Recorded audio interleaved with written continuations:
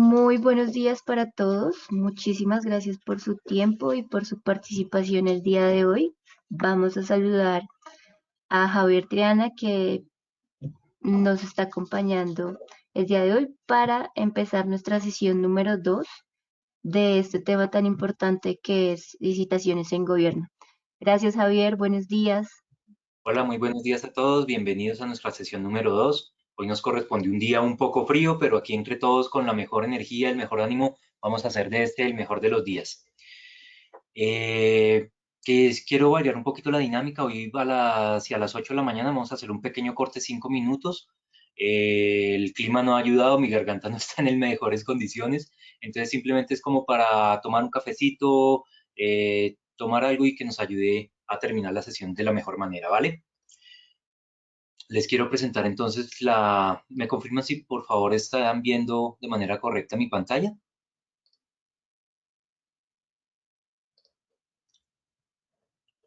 Sí, Javier, la vemos. Perfecto. Entonces, vamos a iniciar la sesión del día de hoy. Lo primero que queremos hacer en esta sesión es un pequeño recorderis. Ayer habíamos hablado de que tenemos un universo de entidades y ese universo de entidades es todo ese mercado objetivo que yo puedo llegar a tener.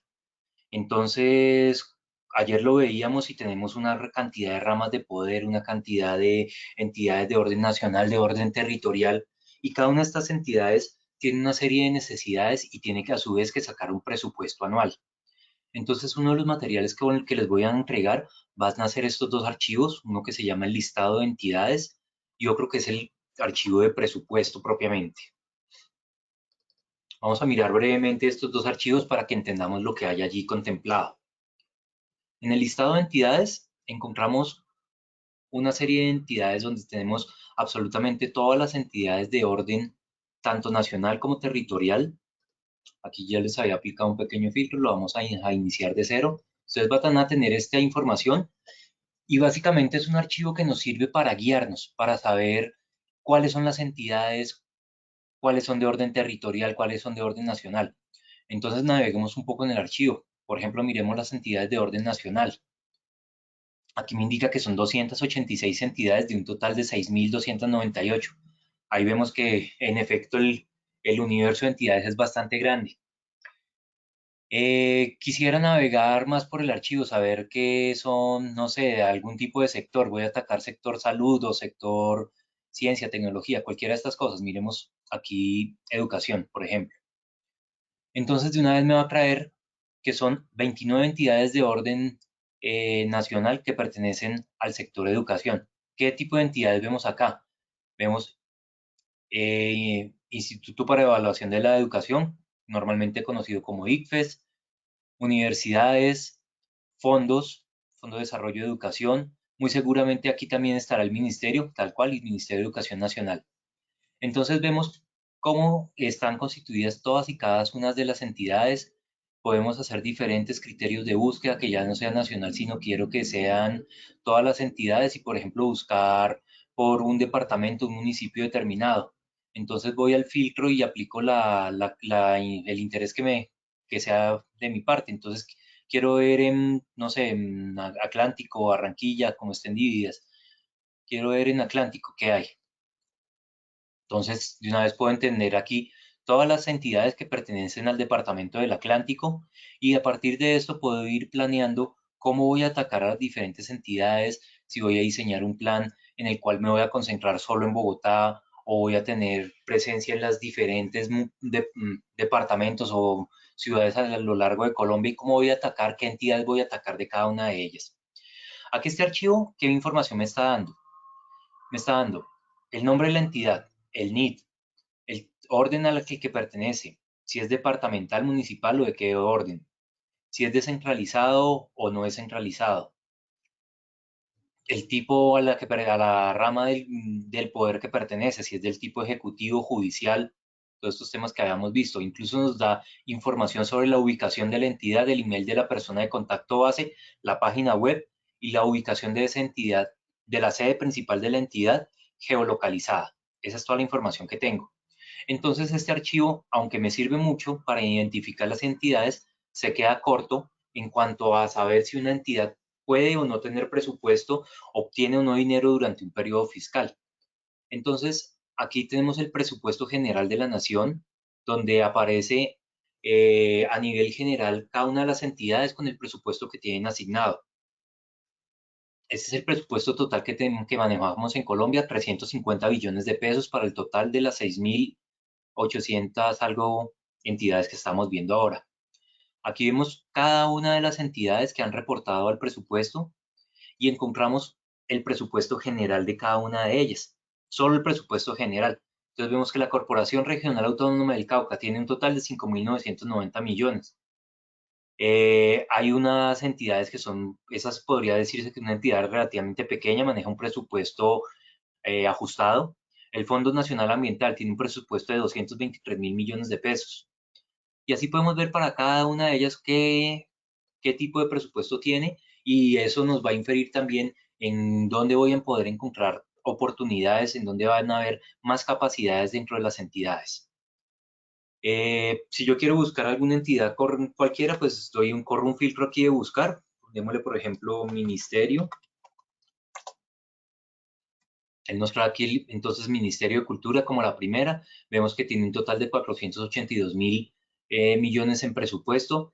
De ese presupuesto, 159.000 millones son en funcionamiento, es decir, en pagar a los funcionarios y en pagar todos los temas que tienen que ver con las sedes, gastos, servicios generales y demás de las sedes. Y el presupuesto de inversión son 323.000 millones. Más adelante, el día de hoy, vamos a entrar a mirar cómo podemos consultar el presupuesto ya detallado de cada una de las instituciones y saber si existen o no existen proyectos que nos puedan servir. Volvemos entonces a nuestra presentación. Este es simplemente un repaso de tal vez la diapositiva más importante que vimos el día de ayer y nos habla sobre las diferentes modalidades de contratación pública. Aquí vemos que, como recorderis, que son licitación pública, procesos de mínima cuantía, procesos por contratación directa, procesos de concurso de méritos y los procesos de selección abreviada, que a su vez nos llevan o a una subasta inversa o a hacer uso del acuerdo marco de precios. Es necesario que pues tengamos presente este tipo de procesos, que recordemos que existen y que para definir qué tipo de proceso tiene que utilizar una entidad, nos basamos en la cuantía. Recuerden que cuando hablamos de menor cuantía, nos deriva a una selección abreviada obligatoriamente. Y recordemos que las cuantías tienen que ver con el presupuesto que tiene asignado la nación, es decir, ese archivito que estábamos viendo ahorita, miramos cuál es el total del presupuesto de una entidad determinado, nos ubicamos aquí dentro de esta tabla a dónde, a qué nivel pertenece y ese nivel nos da cuál es la menor cuantía o cuál es la mínima cuantía. Y con eso sabemos si un proceso por dónde va a salir y irnos adelantando al cliente y poder entender cómo va a contratar y cómo nosotros estratégicamente vamos a presentarnos dentro de este proceso de contratación. Aquí también es un recorderis de esta diapositiva que vimos el día de ayer. Quiero que tengan presente que una entidad antes de salir a contratar tiene muchas tareas que hacer. Aquí el contratista es donde está recibiendo las ofertas, cuando al final de la invitación a contratar y hace una selección. Pero previamente, antes de poder salir a contratar, el contratista tiene que hacer un estudio de mercado, realizar unos estudios previos, realizar los pliegos de condiciones.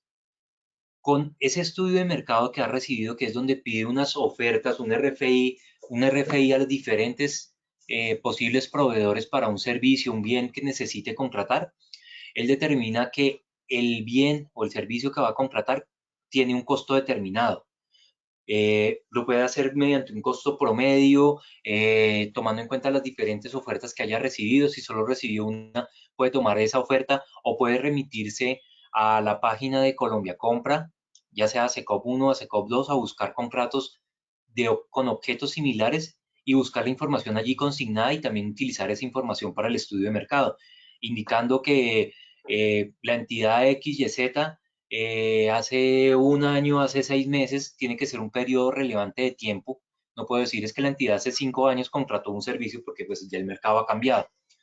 Entonces la entidad XYZ hace un año contrató un servicio similar al que yo estoy contratando y le costó 500 millones de pesos. Entonces también hace parte de ese tipo de temas, hacen parte del estudio de mercado y con ese estudio de mercado él obtiene cuál va a ser más o menos el precio que le va a costar una vez saque el proyecto.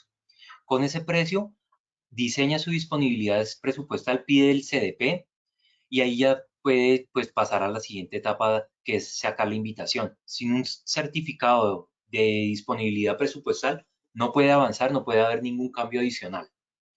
También el funcionario tiene que sacar una serie de permisos, verificar si es necesario sacar permisos, por ejemplo, para realizar una obra pública, verificar qué tipo de impuestos van a aplicar, si solo aplican impuestos de orden nacional como el IVA o si van a aplicar impuestos de orden territorial como pueden ser estampillas, pagos que hay que realizar a universidades, todo este tipo de temas que tienen que revisarse y tienen que quedar plasmados en el estudio de mercado en el proyecto de pliegos, perdón, para que los posibles participantes lo tengan presente y puedan decidir si van a participar o no. Y también ellos tienen que decidir a partir de la cuantía que acabamos de ver, cuál va a ser el método de selección que van a aplicar para ese proceso de contratación. Todo esto me toma una cantidad de tiempo que pueden ser del orden de entre un mes y medio hasta 3 meses incluso, porque obviamente dependiendo de la complejidad del proyecto, las personas o las empresas que me van a cotizar se demoran. Cada uno de estos pasos requiere hacer diferentes pasos, incluso fuera de la entidad. El certificado de disponibilidad presupuestal, ahorita lo vamos a ver, se hace por fuera de la entidad. Entonces es un proceso largo y es un proceso que implica mucho esfuerzo y mucho trabajo para la entidad. ¿Qué significa esto? Que a las entidades no les gusta contratar. La entidad va a hacer lo que sea necesario para evitar como último recurso salir a contratar. Entonces, si una entidad ya tiene un contrato vigente y ese contrato lo puede ampliar, muy seguramente van a recurrir primero a la ampliación y a agotar el plazo, la cantidad de dinero que le pueden inyectar adicional a ese contrato para tratar de suplir los bienes. Y como último motivo, pues cuando ya el contrato se ha agotado, ahí sí salen a hacer toda esta tarea y a contratar. Tenemos que tener presente que a los que nos gusta contratar somos a nosotros, a los comerciales, los locos de la adrenalina que nos encanta ir a una licitación, competir con los demás, encontrarnos todos en el mercado y tratar de mostrarnos los dientes y mostrar quién es el mejor. Pero la entidad siempre va a tratar de evitar eso, ¿vale? Entonces, para tenerlo presente, todo lo que tiene que hacer la entidad antes de salir a un proceso. Hablando de certificado de disponibilidad presupuestal, pues tenemos dos figuras allí, dos temas que podemos encontrarnos y que tenemos que tener presentes. El primero tiene que ver con el certificado de disponibilidad presupuestal, aquí como se fue documental es presupuestal, y el segundo tiene que ver con el RP o registro presupuestal. Entonces, el primero, un certificado de disponibilidad presupuestal es un documento expedido por el responsable del presupuesto de la entidad, ya sea el ordenador del gasto, si hay un gerente financiero o un director financiero, muy seguramente esa persona es la que tiene que expedir dicho CDP, el cual garantiza la existencia de la apropiación presupuestal disponible y libre de afectación para los compromisos. Este documento afecta el presupuesto mientras se perfecciona el compromiso y se efectúa el registro. Cuando yo realizo y cuando yo certifico un certificado de disponibilidad presupuestal, yo ya estoy descontando de mi presupuesto general el dinero que haya comprometido en este CDP. Entonces yo no puedo pensar como entidad pública que tengo un 10.000 millones de presupuesto anual, contraté 1.000 millones, lo saqué en un CDP, pero adicional voy a comprometerme externamente por un contrato de 11.000 millones de pesos. Se suman y ya está por fuera del presupuesto total de la entidad. ¿Dónde tiene que registrar la entidad estos certificados de disponibilidad? Lo realiza ante el Ministerio de Hacienda en el SIF, que es el Sistema Integrado de Información Financiera.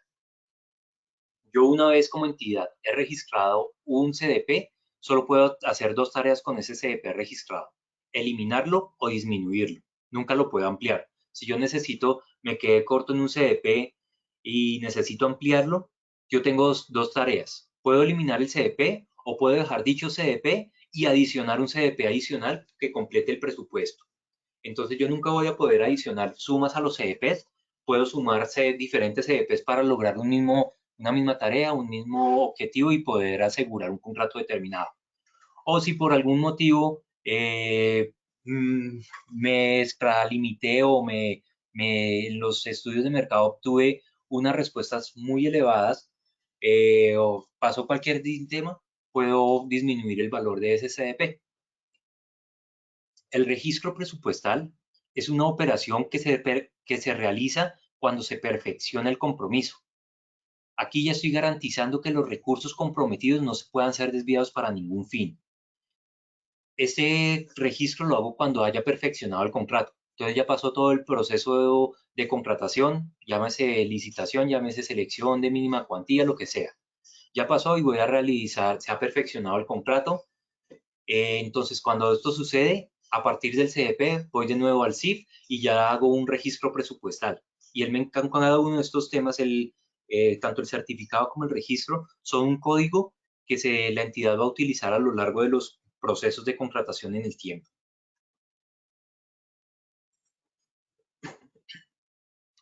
Otro término que debemos tener presente es el de vigencias futuras. Muchas veces escuchamos este término posiblemente en la radio, posiblemente en televisión, cuando están hablando que una entidad está comprometiendo su presupuesto, no sé, a 15, 20 años. Por ejemplo, ahorita el caso del Metro de Bogotá es un tema que requiere un compromiso tanto del distrito como de la nación por un largo periodo de tiempo. Es una inversión que cuesta muchísimo dinero y que tiene que contar con vigencias futuras. ¿Qué es una vigencia futura? Es asumir una obligación con cargo a presupuestos futuros cuando no se alcanzan a realizar en la vigencia fiscal. ¿Y qué es esa vigencia fiscal? Es el periodo para el cual se preparan los presupuestos de ingresos y gastos y en el cual se divengan los impuestos. Básicamente estamos hablando de un año aquí en el país. Entonces, cada vigencia fiscal está constituida por un año. Yo como entidad puedo gastar el presupuesto que tengo pues diseñado para ese año. Recuerden que los presupuestos no se hacen durante el año, sino se hacen un año previo y yo lo registro. Entonces yo el año previo indiqué voy a hacer los siguientes proyectos y hago toda mi lista de proyectos, las inversiones, el plan de adquisición que voy a tener para el siguiente año. Eso es lo que voy a gastar en el siguiente. ¿Qué pasa cuando yo necesito gastar un proyecto importante durante varios periodos de tiempo, durante varios años? Entonces ahí es donde uso las vigencias futuras. Entonces, básicamente pido una autorización. En el caso de las entidades de orden nacional, esa autorización la da el CONFIS, donde yo digo, es que necesito meterme en un proyecto de inversión importante, una alcaldía de Medellín. Necesito hacer una nueva avenida, esa avenida cuesta 20 billones de pesos y pues se va a ejecutar durante los próximos 3 años. Ahí es cuando hago uso de vigencias futuras. Entonces, lo que hago es apartar cada año, coloco ya en el presupuesto una línea que se va a llamar Nueva Avenida, cuesta 20 billones, lo voy a dividir en 3 años. Cada año tengo que apropiarme de una cantidad de billones, 10, 5, 5, por ejemplo, donde voy a decir que en ese tiempo voy a utilizar esa cantidad de dinero para construir ese proyecto. Esas vigencias futuras se dividen de dos tipos, excepcionales y ordinarias.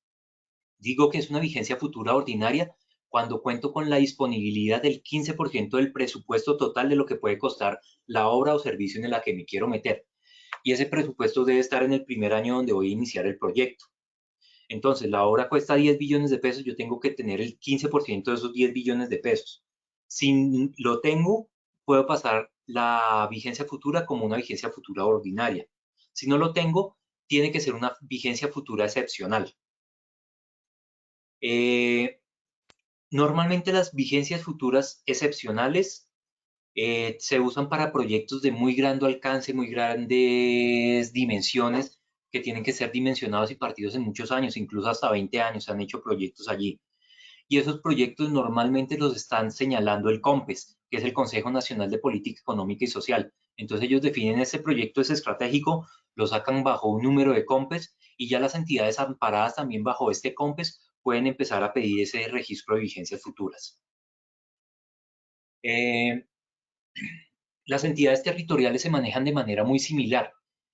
Hablábamos que las entidades nacionales tienen que pedir permiso al CONFIS. En el caso de las entidades territoriales, a quien piden permiso para solicitar una vigencia futura es al Consejo Municipal o a la Asamblea Departamental, dependiendo del orden de la entidad. Y un tema que tienen que tener presente las entidades de orden territorial es que no pueden comprometer vigencias futuras durante el último periodo de gobierno. Entonces, el alcalde o el gobernador está en su último año de gobierno y quiere meterse en un proyecto para hacer un proyecto de a 15 años. No puede hacerlo. Si él quería hacerlo, tiene que hacerlo durante sus primeros periodos. Durante el último periodo no puede comprometer esas vigencias. Este es un diagrama muy sencillo en el cual queremos simplemente que ustedes tengan presente que para las vigencias ordinarias debo contar con el 15% de disponibilidad y normalmente esas vigencias se utilizan para gastos de funcionamiento, para temas de operación comercial o para temas de inversión. En cambio, las excepcionales normalmente se usan para obras de infraestructura, temas que tienen que ver con provisión de energía, para defensa y seguridad, para comunicaciones y para ofrecerle garantías a las concesiones que he realizado. Otro tema que quería reforzar es el plazo en los procesos de contratación. Tenemos que tener muy presente que los plazos dentro de un proceso son preclusivos y perentorios. Quiere decir esto, que una vez un proceso de contratación ha sido formalmente abierto, cualquier modificación al cronograma únicamente puede ser realizado mediante una adenda. Y en la ley existen diferentes plazos que debemos respetar o que se deben tener presentes. El plazo mínimo para la apertura de un proceso de contratación y la recepción de ofertas está dado por 10 días. Es decir, cuando hay una licitación, el estudio previo se debe publicar durante 10 días hábiles. Yo debo publicar, la entidad debe publicar que va a abrir una licitación, coloca el aviso, son 10 días hábiles. Una vez publique el proyecto de pliego de condiciones, lo debe publicar para una licitación 10 días hábiles, para una selección abreviada de un concurso de méritos durante 5 días hábiles y para una mínima cuantía durante un día. Que las adendas deben realizarse en días hábiles entre las 7 de la mañana y las 7 de la noche. Y las adendas para cualquier proceso es más tardar el día hábil anterior al vencimiento del plazo. Esto es exceptuado para las licitaciones, que como lo vimos ayer, son 3 días de anticipación.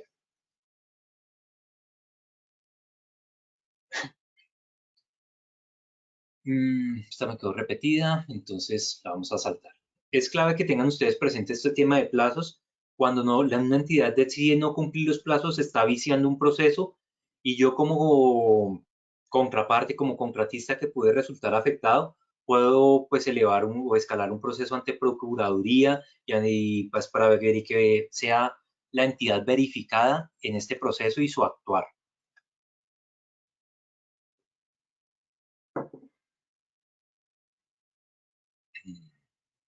Una vez yo he recibido las propuestas o la entidad ha recibido las propuestas, las adendas que se publiquen solo pueden modificar el cronograma. No puede haber ningún otro tipo de adenda modificando la forma en que voy a contratar, modificando las condiciones. Eso no puede existir porque yo ya entregué todo el proceso. Lo único que pueden allí es modificar el cronograma y es darse tiempo adicional para poder evaluar las propuestas. Eso significa que muchas veces las entidades están colgadas en esa evaluación, no subestimaron el tiempo que necesitaban para realizar la evaluación y simplemente a través del cronograma piden un tiempo adicional para hacerlo.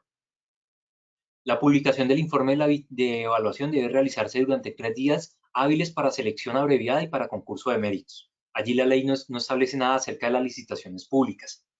Entonces, cualquier otro tipo de plazo que no esté contemplado en estos que vimos acá, que son los definidos por la ley, los debe definir la entidad en los términos del proceso y deben quedar totalmente claros al momento de iniciar. Si no están claros, obviamente yo los debo tratar de solucionar a través de preguntas que le realice a esa entidad. Aquí vemos un ejemplo de los plazos en un proceso de mínima cuantía. Entonces, por ejemplo, esto es un proceso que fue publicado el 5 de enero a las 9 de la mañana, con una fecha de cierre del 7 de enero a las 9 de la mañana. Vemos que están cumpliendo los términos porque mínimo va a estar publicado un día hábil antes de la fecha del cierre. Las adendas podrían publicarse máximo desde el 5 de enero a las 9, que es el momento en que se abre, hasta máximo el 6 de enero a las 9, que es un día hábil antes. Ahora bien, la entidad se demoró, pasó cualquier tema y resulta que publicó una adenda a las 5 de la tarde. Entonces, ahí lo que se espera es que se cumpla ese plazo de perentorio que es de un día hábil para la entrega total. Por lo tanto, el cronograma del cierre también lo modifican y lo pasan para las 5 de la tarde, que inicialmente estaba contratado a las 9 de la mañana. Entonces, lo que tenemos que ser muy juiciosos es siempre que hay una adenda verificar si se modificaron los tiempos, tener muy claro cuál es el cierre, porque pues para nosotros aquí no hay tutía que valga. Si llegué, había que entregar a las 5 de la tarde y entregué a las 5:01, a las 5:01 ya está cerrado el proceso y no me va a permitir hacer entrega de mi oferta. Me voy a quedar por fuera. Otro tema en el que quería recalcar un poquito es el tema del equilibrio contractual. Entonces, aquí es una obligación de las entidades mantener al contratista las condiciones en las cuales se celebró el contrato, en el cual yo presenté la oferta.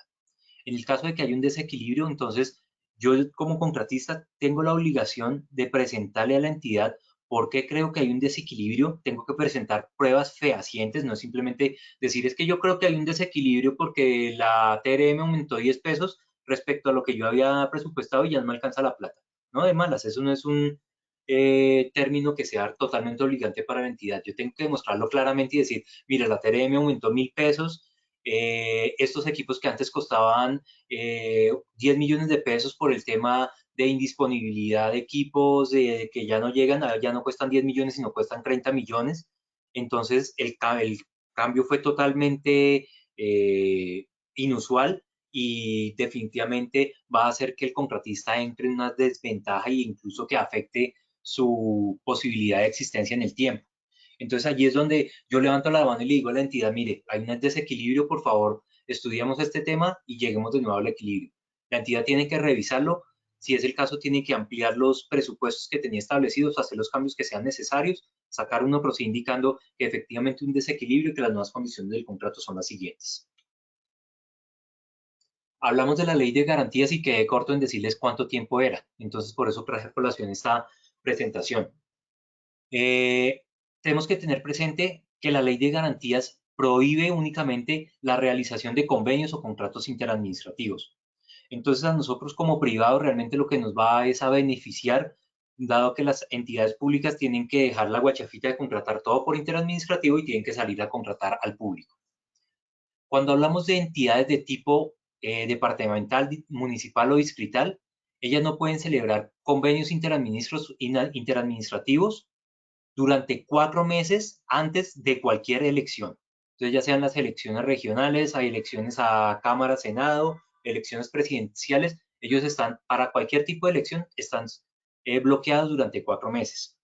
Incluso cuando hay elecciones atípicas que por algún motivo no se pudo realizar la elección en un municipio, en un departamento, o que fue destituido un alcalde, un gobernador y es necesario realizar una nueva elección, para ese departamento o municipio específico le aplica una ley de garantías durante esos 4 meses antes de que se realice esa nueva elección. Ahora bien, cuando hablamos de elecciones presidenciales, son todas las entidades del Estado, absolutamente todas las que tienen prohibido realizar este tipo de convenios durante 4 meses antes.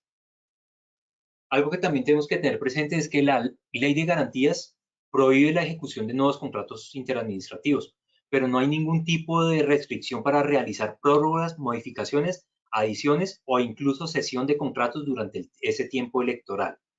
Entonces simplemente ellos tienen que justificar por qué van a adicionar y realicen la modificación sin ningún problema. Pasamos a ver el acuerdo marco de precios. ¿Qué son los acuerdos marco de precios?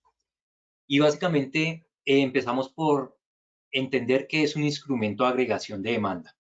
Es un mecanismo por el cual las entidades estatales suman las necesidades y actúan de forma coordinada para obtener eficiencia en el gasto y un mejor provecho de los recursos públicos. Aquí en Colombia, ¿cómo se suman esas necesidades? ¿Cómo las entidades van a suplir esas necesidades? Todo se hace a través de la entidad que hemos llamado Colombia Compra Eficiente, o a que apodamos Colombia Compra Eficiente, realmente es la Agencia Nacional de Contratación Pública.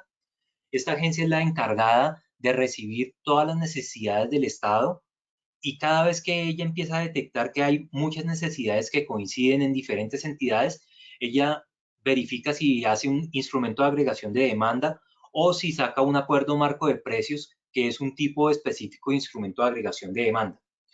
Y es esta entidad la que va a negociar de manera conjunta con todo recibiendo todas las necesidades del Estado, y va a salir a negociar contra el mercado en las condiciones en que va a ser pactados esos acuerdos y en la forma en que yo voy a contratar a nivel futuro. Los acuerdos marco de precio son obligatorios para todas las entidades sometidas al Estatuto General de Contratación de Administración Pública. Es decir, básicamente casi todas las entidades. Se quedan por fuera universidades y entidades que son independientes y que tienen forma de contratación independiente. Pero este decreto, que es de 2021, el 310 de 2021, me señala que ya todas las entidades que estén sometidas al Estatuto General de Contratación. Hasta antes de estos decretos, había una orden y era básicamente las entidades de orden nacional pertenecientes a la rama ejecutiva.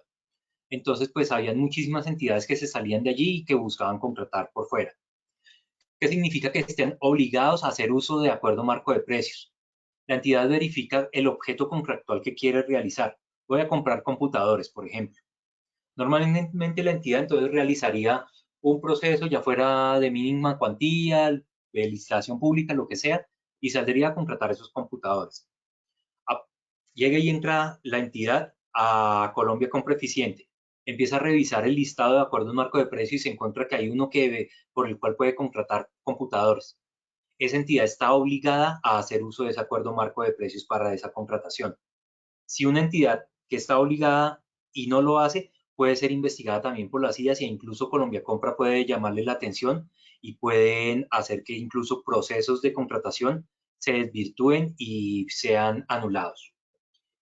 Hay entidades que definitivamente lo que hacen es buscar complejizar los proyectos, volverlos muy complejos, sumar muchas cosas que podrían no estar incluidas. Entonces, en lugar de contratar computadores, la entidad dice: voy a contratar computadores, voy a meterle el servicio técnico a los computadores, voy a meterle la administración de mis servidores, voy a colocar que además me tiene que prestar un servicio de atención al ciudadano que funciona de la siguiente manera, que me tiene que hacer la gestión documental y además me va a hacer un estudio de BPO, de BPM, donde voy a hacer digitalización de una serie de procesos.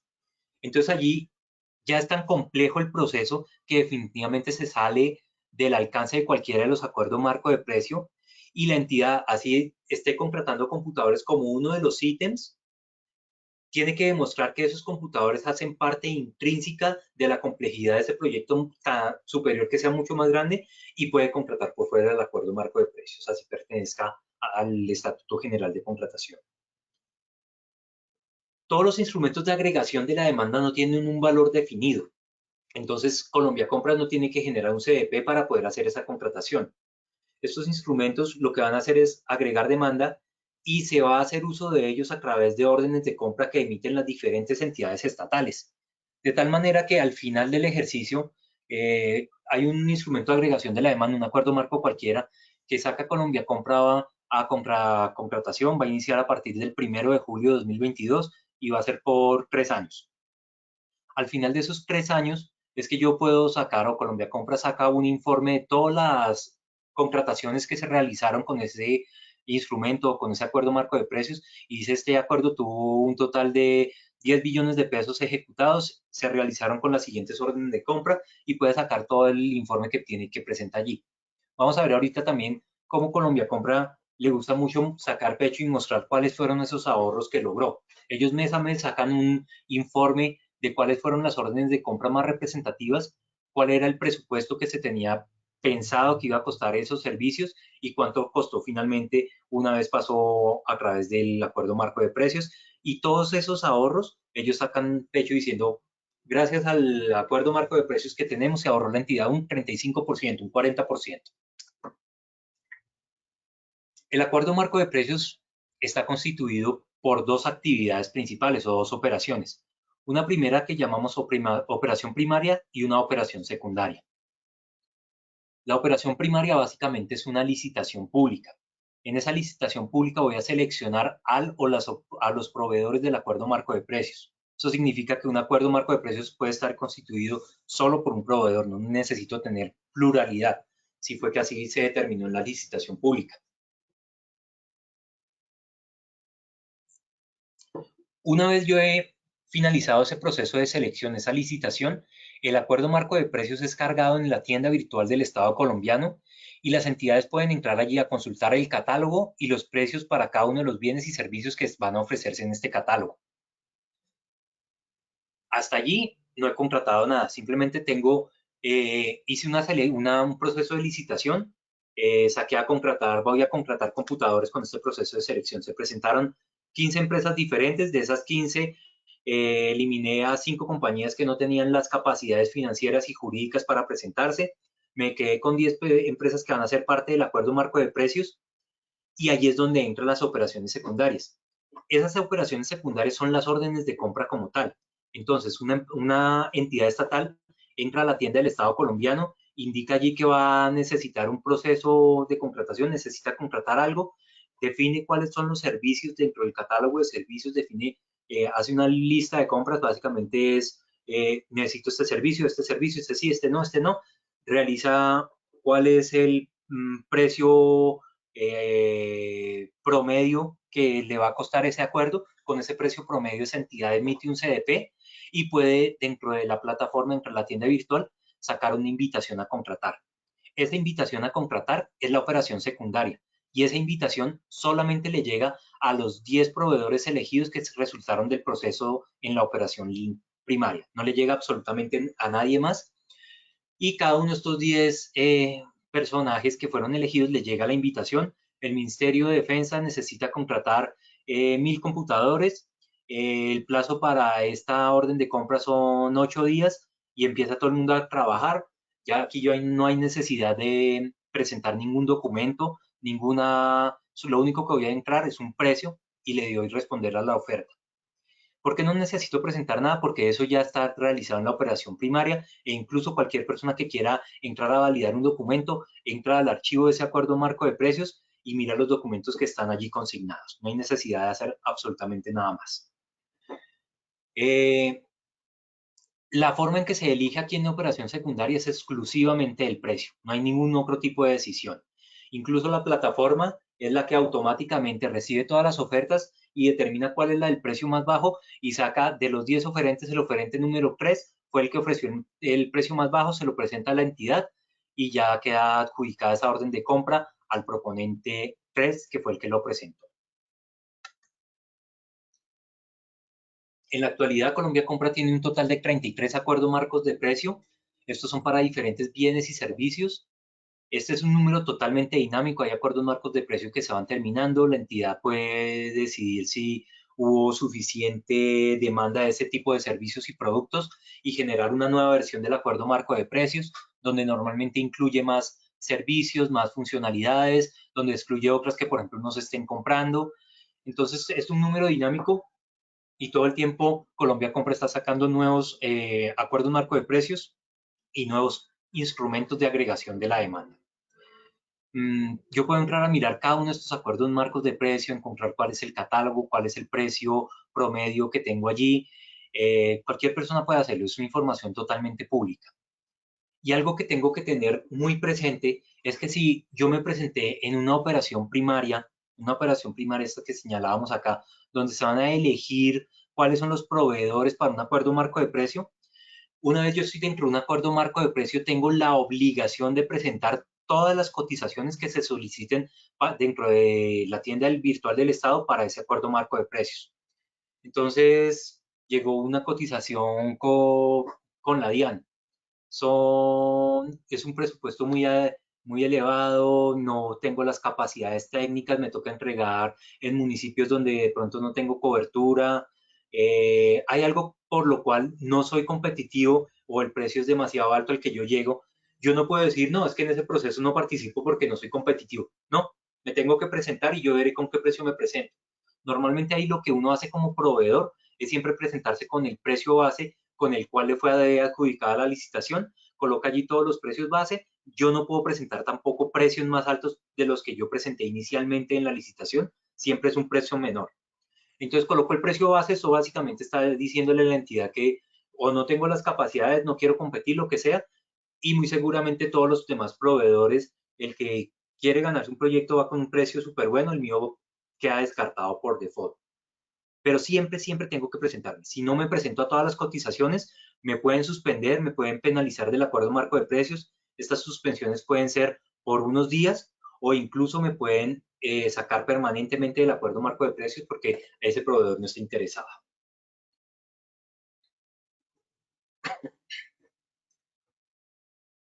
Este es un archivo que ustedes quiero que ustedes conozcan, que vean simplemente para mostrarles cómo se ve un catálogo de productos y servicios dentro de los acuerdos marco de precios. Yo dentro de los acuerdos puedo tener una infinidad de servicios. En este es un acuerdo donde tengo antivirus, escaneo de vulnerabilidades, gestiones de PQRs, herramientas de IT, gestión documental, software de videoconferencia. Dentro de cada una de estas servicios globales pueden encontrar una cantidad de servicios y una cantidad de proveedores que se presentaron para estos servicios. Entonces aquí empiezo a detallar los servicios, el tipo de medidas o unidades por las cuales se miden estos servicios. Esto aplica absolutamente para todos los servicios que hacen parte del acuerdo marco de precios. Esto fue simplemente una pestaña que yo bajé para mostrarles cómo se ve y que aquí al final encuentro un precio promedio. Este es un precio promedio de todas las ofertas que presentaron los oferentes, en el cual voy a tener que cada uno de los servicios cuánto me cueste y demás. Ahora quiero que visitemos la página de Colombia Compra en la tienda virtual del Estado colombiano para que ustedes puedan verificar y entiendan cómo se ve esta tienda. Entonces, básicamente, yo puedo entrar por ese enlace que les envié o simplemente puedo buscar en SECOP Colombia Compra Eficiente. Dentro de Colombia Compra, le doy clic en tienda virtual del Estado y él me va a abrir aquí la tienda. Aquí voy a encontrar mucha información que me puede ser útil para navegar, para entender cómo se está contratando, toda la información de los acuerdos marcos de precio. Puedo entrar a mirar toda esa información pública. Entonces, ¿qué son órdenes de compra representativas? Aquí me baja un archivo en el cual era el que yo les decía que Colombia Compra saca pecho indicando cuáles fueron las órdenes de compra más grandes que se tramitaron en un periodo determinado y cuánto ahorro le representa a la entidad. Entonces aquí me está diciendo, la Policía Nacional sacó un presupuesto, un valor estimado de 31.900 millones de pesos para contratar seguros de vehículos. La orden de compra fue determinada por solo 10.000 millones de pesos. Eso significa que hubo un ahorro de 21.000 millones de pesos con un 67% de optimización por haber usado el acuerdo marco de precios.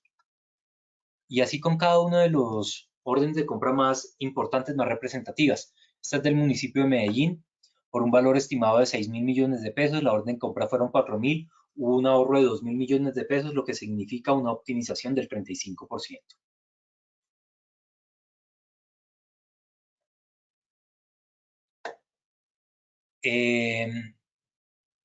¿Qué otros tipos de temas puedo encontrar? Este es muy interesante. El informe mensual de la tienda siempre es un informe que va 1 o 2 meses atrás. Se están pendientes todavía de publicar el de abril. Aquí podemos encontrar el informe del mes de marzo. Ese informe es interesante porque me muestra temas de qué está trabajando Colombia Compra. Entonces nos dice, miren, nos hemos reunido con entidades del Estado que quieren contratar X o Y producto. Ahí uno se va enterando hacia dónde quieren llegar las entidades, en qué está trabajando Colombia Compra, cuáles son los próximos acuerdos marcos de precio, cuáles pueden ser las mesas de trabajo. Aquí nos dice que están trabajando con el sector textil para temas relacionados con el acuerdo marco de precios de uniformes. Entonces, ¿con quién se reunieron? ¿Con quién pueden estar? Nos dice también cuáles son los instrumentos que están estructurando, cuáles son los próximos acuerdos que van a salir. Yo tengo que estar pendiente para saber si va a salir un acuerdo que pueda obtener los productos, bienes o que yo puedo ofrecer. Para avisarle a Colombia Compra que yo puedo estar interesado y que desde este mi primer momento empiece a mirarme, que yo soy XYZ y quiero participar. Todos los estudios de mercado que están próximos a publicarse.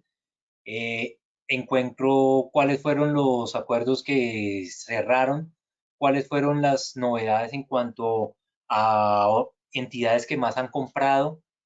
Entonces es un informe muy interesante donde yo puedo ir mirando mucha información que pueda ser relevante para el sector, para la entidad como tal.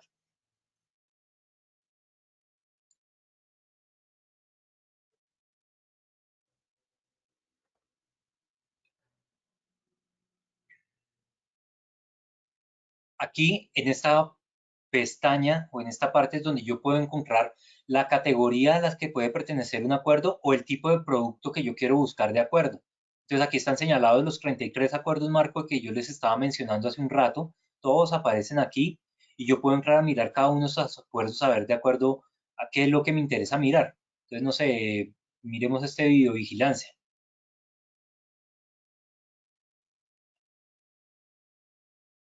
Ah, hay acuerdos de software. Entonces, miren, busquemos estos de software a ver qué me va a votar. Entonces me dice, hay un acuerdo para software empresarial, un acuerdo para software por catálogo, hay acuerdos con Microsoft, con Google, para adquisición de computadores, para temas de información de mapas. Puedo entrar a mirar cada uno de estos acuerdos. Entonces, por ejemplo, el de software empresarial. Me dice, el número del acuerdo es el 273-020. El acuerdo fue firmado en el 14 de diciembre de 2020 y va hasta el 2022. Es un acuerdo que se encuentra vigente. Y lo mejor del tema es que para cada uno de estos acuerdos yo puedo encontrar toda la información que sea relevante. Puedo mirar cuál es el objeto del acuerdo. Entonces me dice que es contratación de software empresarial bajo el amparo de un acuerdo marco y las condiciones que están dadas para el manejo de dicho acuerdo aparecen en las novedades, en los equipos. Entonces aquí me muestra cuáles son esas condiciones, cuáles son los servicios adicionales, cuál es el catálogo de productos y servicios que están allí contemplados y hay un simulador para que las entidades puedan colocar allí cuáles son los servicios, bienes y servicios que desean contratar y esos bienes y servicios en la línea, el listado uno a uno, él me va a traer un precio determinado y al final me muestra cuánto puede costar eso y con eso es que puedo yo sacar la entidad sacar el CDP. Entonces, por ejemplo, entramos a mirar un catálogo. Este fue como un catálogo de los que les mostré ahora en la presentación. Ah, es precisamente ese mismo que habíamos visto. Entonces, en software empresarial está la parte de antivirus, vulnerabilidades y demás. Me muestra todos los posibles empresas que quedaron allí determinadas. Me muestra todo lo que pueda, todos los servicios diferentes que puedo yo llegar a contratar a través de ese acuerdo marco de precios. Aquí en este botón que me muestra datos de compra pública, yo puedo entrar a mirar datos relevantes que son interesantes para nosotros como compradores, para las entidades, para todo el mundo.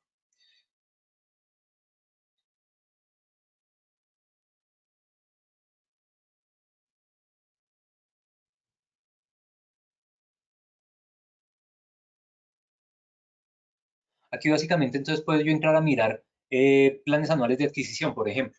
Entonces aquí está cargada la información de 2021, pero sin embargo puedo guiarme con mucho de esta información y es información dinámica que yo puedo señalar que me muestre una entidad determinada, un sector determinado y aquí lo que hace Power BI es consultar toda la información, toda la data pública que tiene cargada Colombia Compra por detrás y a partir de esto generar una serie de informes.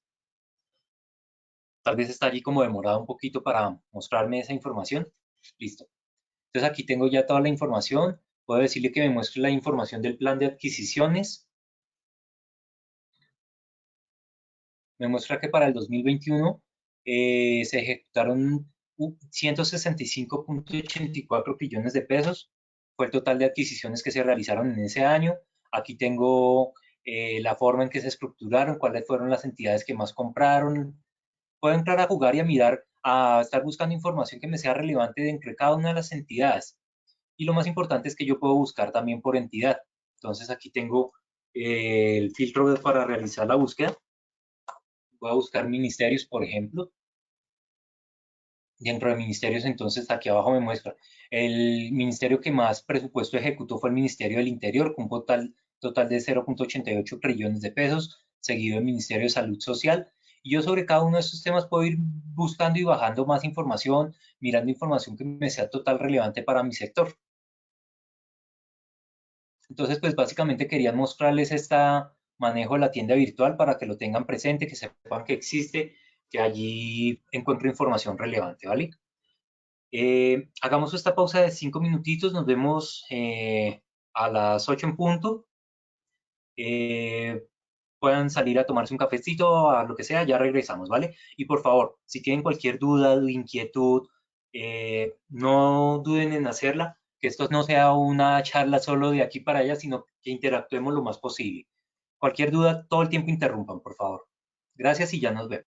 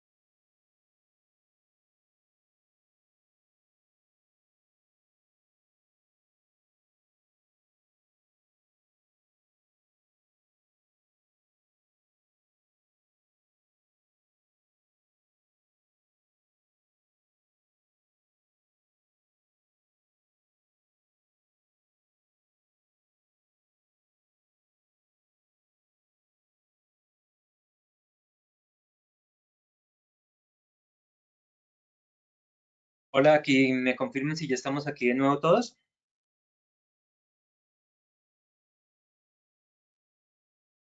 Hola Javier, sí, ya estamos aquí presentes. Antes de continuar, tenemos unas preguntitas. Perfecto. Eh, Me preguntan si es posible o viable que nos compartas la presentación en PowerPoint. Sí, no solo les voy a compartir la presentación, sino todos estos archivos que están allí incluidos, los voy a compartir como anexos. Adicional hay un texto que, aunque es extenso, me va a servir como un documento guía, son cerca de 80, 90 páginas que he diseñado específicamente para cubrir todo el material con más detalle de lo que incluso estamos viendo en las presentaciones. Todo este material lo van a obtener a través de Lady al final. Le he pedido a ella que sea al final. Yo les había dicho ayer que se los iba, el lunes, perdón, les había dicho que los iba a compartir. Sin embargo, como estoy incluyendo algunas cosas de acuerdo a las preguntas que ustedes han realizado, estoy haciendo énfasis en otros temas, no se los quise compartir ahorita para que no queden con la información desactualizada, sino que al final queden con absolutamente toda la información. Van a tener acceso a todo estos material sin ningún problema. Listo, vale, muchas gracias. Lady Paola dice, ¿puedes repetir la parte donde accediste al informe? Lady, ¿a qué informe haces referencia?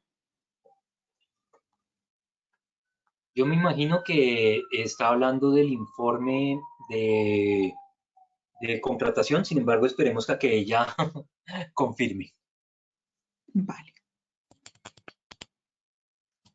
Bueno, pues por ahora son esas las preguntas que tengo. Si quieres, continuemos mientras ella me responde y en cualquier momento te interrumpo. Listo. Si se trataba del informe de datos de compra pública, cuando yo entro a la tienda virtual, siempre a esta mano derecha encuentro como estos tres iconitos. Entonces entro a datos compra pública. Y en datos compra pública yo tengo una gran cantidad de información. Yo entré a este de visualización de compra pública. Dentro de visualización tengo una gran también cantidad de información.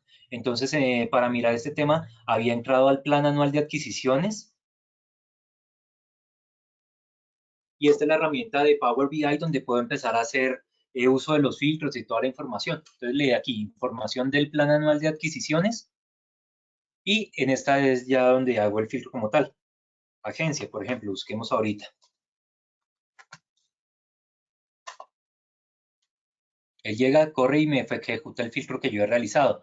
Entonces aquí vemos que en el caso de las agencias, la Agencia Nacional de Infraestructura es de lejos la entidad que más presupuesto ejecuta, seguida por la Agencia de Seguridad Vial, la Agencia Nacional de Hidrocarburos y la Agencia Logística de Fuerzas Militares.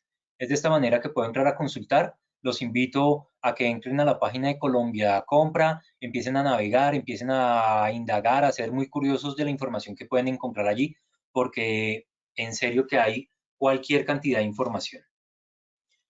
Quiero hacer énfasis en algo que tal vez se me pasó, y es que la tienda virtual del Estado colombiano es una herramienta que le sirve a las entidades públicas. Está diseñada exclusivamente para las entidades públicas. Entonces yo como proveedor, además, puedo encontrar mucha información interesante sobre los acuerdos marco de precio, sobre quiénes están participando en cada uno de estos acuerdos marco, qué tipo de servicios están relacionados para saber si estoy por fuera del acuerdo, entonces hasta cuándo ha dicho acuerdo y cuándo tengo que estar muy pilas para poderme presentar.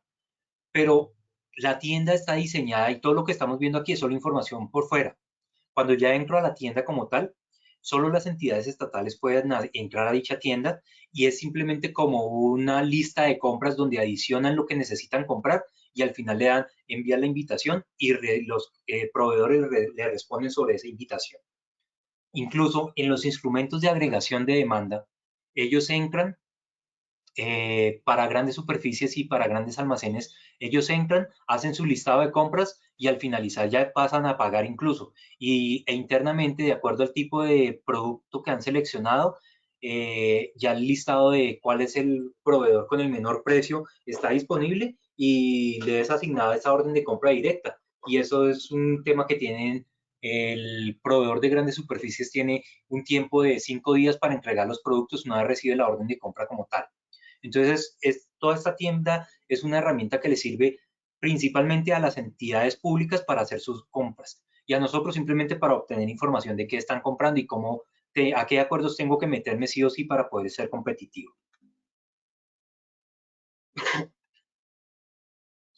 Entonces, llegamos a este tema que medio lo tocamos ahorita en el informe que realizamos, que es el Plan Anual de Adquisiciones. Este es un tema de planeación que deben realizar todas las entidades a nivel nacional y en el cual incluyen todas las contrataciones que se planean ejecutar en el transcurso del siguiente año. Allí tengo que colocar bienes, servicios, obras públicas, todo lo que vaya con cargo a un presupuesto de funcionamiento e inversión, sin importar la modalidad del proceso con el cual yo pretenda contratar. Y no existe un valor mínimo del bien o servicio para que sea incluido en el plan anual de adquisiciones. Entonces, básicamente, absolutamente todo. Que si es el personal interno, allí debe ir con reflejado. Que si son los servicios públicos que se van a pagar, allí tienen que estar reflejados. Que es una obra de infraestructura para construir un puente, allí tiene que estar. Compra de computadores, compra de software, absolutamente todo tiene que estar detallado allí. Cuál es el presupuesto que ellos van a asignar. Y cuando un proceso va a salir, tiene que estar reflejado en el plan de adquisiciones. Si no está en el plan de adquisiciones, la entidad no lo puede contratar. Entonces, por eso es tan importante que esté allí y por eso nosotros como proveedores tenemos que ser tan juiciosos en incluso planear lo que le vamos a vender a una entidad desde un año antes de venderlo.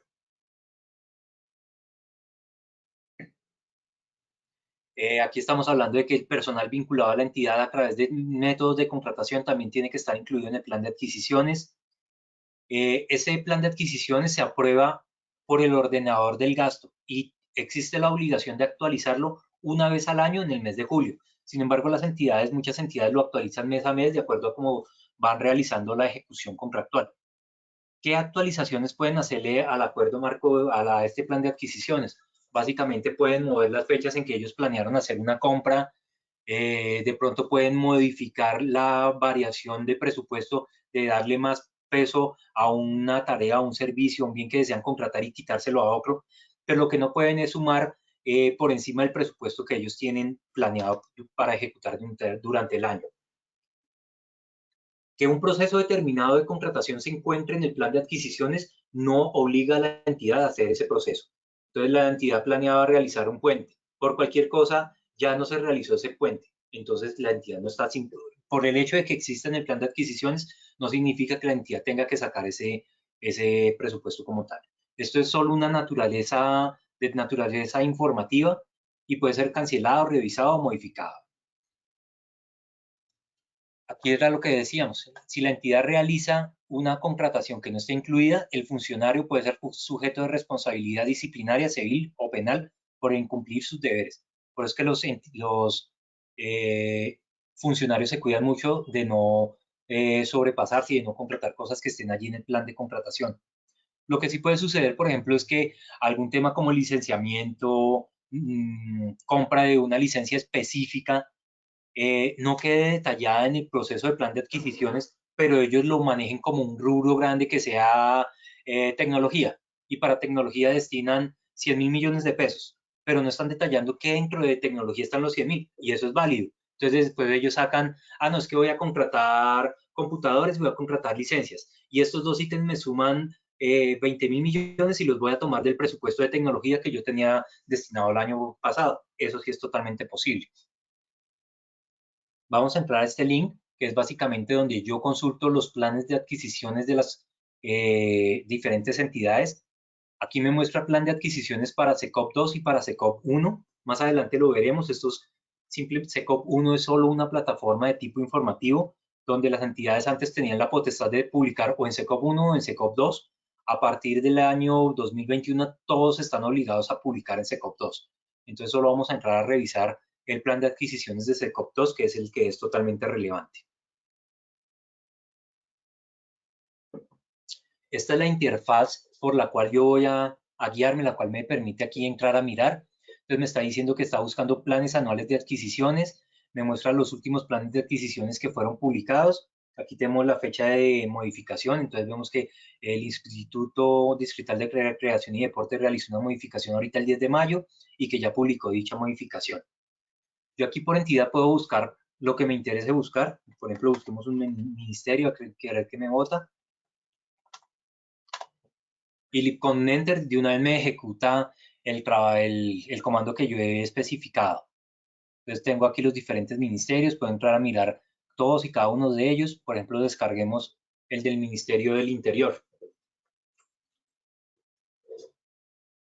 Siempre todos los planes de adquisiciones me los descarga como un archivo zip.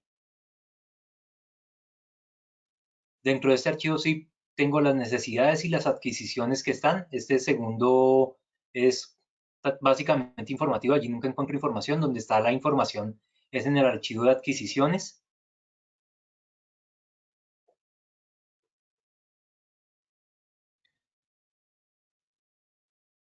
Y esta es la interfaz de dicho archivo.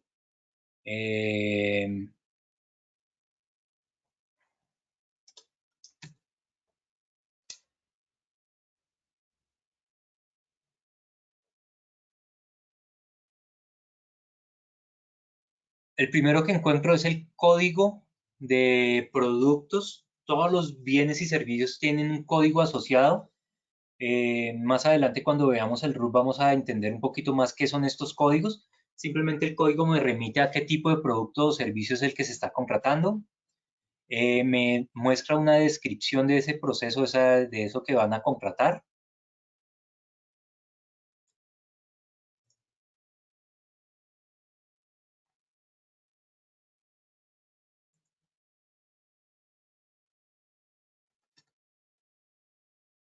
Me muestra cuál es la fecha inicial,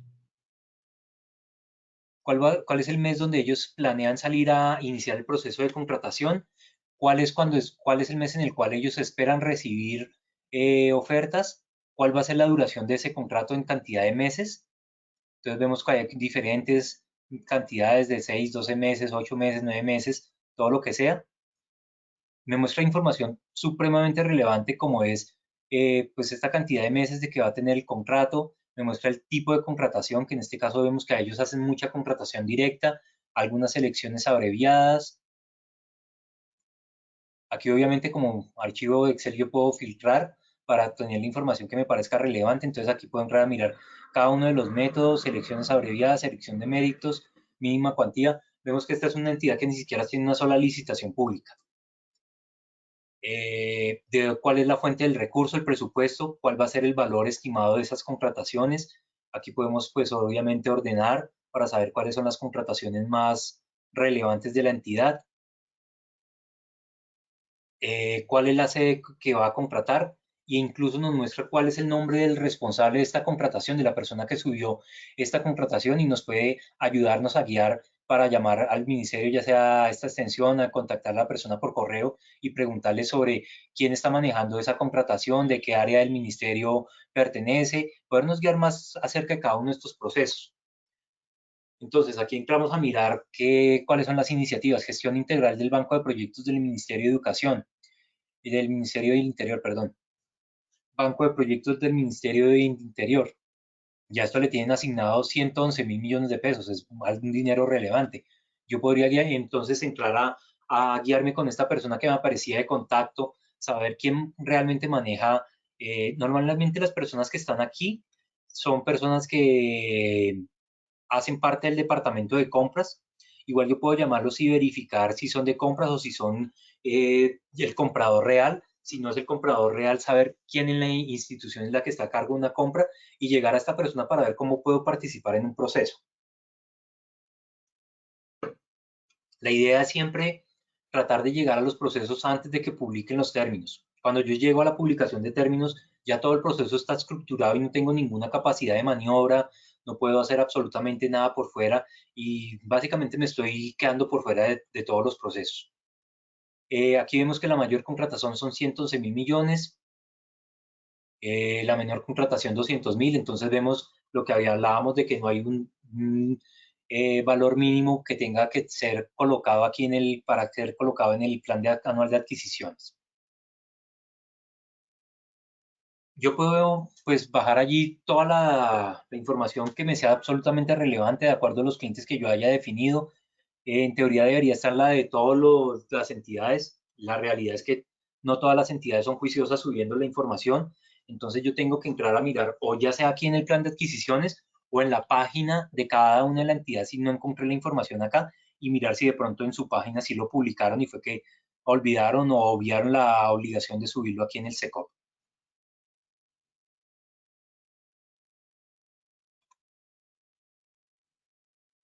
Ayer veíamos el proceso de licitación pública, hoy lo puse de nuevo con cada una de las cajitas y cada uno de los temas que tiene que ver. Son procesos largos, son procesos que pueden tomar una licitación desde un mes y medio hasta 3, 4 meses para poder realizarla hasta el momento, desde que la entidad decide realizarla hasta que puede adjudicar un contrato. Entonces es un proceso largo y dispendioso. Y a lo que va este recorderis es a saber cuándo debo llegar a un proceso de contratación. Entonces, yo puedo jugar a ser un paracaidista y puedo llegar a caer dentro de un proceso que ya ha sido publicado, donde yo entro a SECOP y encuentro un proceso que me parece interesante, que puedo yo proporcionarlo, puedo entrar ahí y es lo que normalmente conocemos como un paracaidista, porque es una persona que no trabajó en la parte de estructuración del proceso, de armado del presupuesto que se realiza el año previo, donde no acompañó a la institución a armar la fase de estudios previos, las posibles características técnicas, pero igual yo decidí jugármela. Y yo decidí jugármela porque veo todas las capacidades, que tengo toda la capacidad jurídica, capacidad de experiencia, puedo proveer dicho servicio, tengo proveedores que me respaldan y me pueden dar un buen precio. Decidí jugármelo y puedo ir. Y seguramente puedo tener opciones de ganarla, pero entre más complejo sea el proceso, entre más dinero asociado tenga un proceso determinado, menos opciones voy a tener de ganármela cuando yo juego al paracaidista. Porque normalmente cuando yo he hecho el trabajo desde esta fase, cuando soy un comercial que me gusta mucho el dinero y he hecho el trabajo con mucho tiempo de antelación, donde he sido amigo de la entidad, donde le he dicho qué condiciones técnicas pedir, donde he influido en cuáles van a ser las condiciones financieras, los indicadores que debe pedir la entidad, cuál va a ser certificados de experiencia, certificados incluso de distribución que debe pedir la entidad para yo poder participar en el proceso. Cuando llega a este punto en que está publicado, ya por muchas razones, motivos me pueden estar dejando por fuera, de tal manera que ni siquiera puedo participar. Yo puedo tratar de abrir este proceso a punta de preguntas y observaciones a la entidad. Las entidades son totalmente autónomas en decir que quieren responder respecto a esas preguntas. Entonces puede que la entidad asuma, diga sí, definitivamente aquí mi vendedor no me asesoró tan bien y dejó el proceso tan cerrado que solo él me puede participar. Y si yo voy con el proceso tan cerrado, muy seguramente me voy a ganar un problema posteriormente con alguna de las entidades de control y prefiero abrirlo y acato las observaciones de los diferentes proveedores y abro el proceso de tal manera que todos pueden participar. Pero puedo encontrarme el caso de que la entidad por cualquier motivo le gustó lo que le están ofreciendo acá, ya hizo unas pruebas de concepto con un software, un hardware y definitivamente quiere irse con este proveedor y la entidad no puede realizar una compra con un nombre determinado, no puede decir es que yo quiero una solución HP de almacenamiento, no, no pueden. Entonces, a través de esas certificaciones de experiencia, a través de certificaciones de distribución, de experiencia en un producto muy específico, es que se cierran las licitaciones y en este proceso, cuando le hacen observaciones, ellos pueden simplemente de responder, no acato la observación porque para la entidad es relevante que se cumpla esa potestad, que se cumpla con ese certificado, si no lo tienen, no va a ser una persona, una persona jurídica que me pueda proveer los servicios. Simplemente me dejan por fuera y yo me quedé sin forma de caer en el paracaídas del proceso.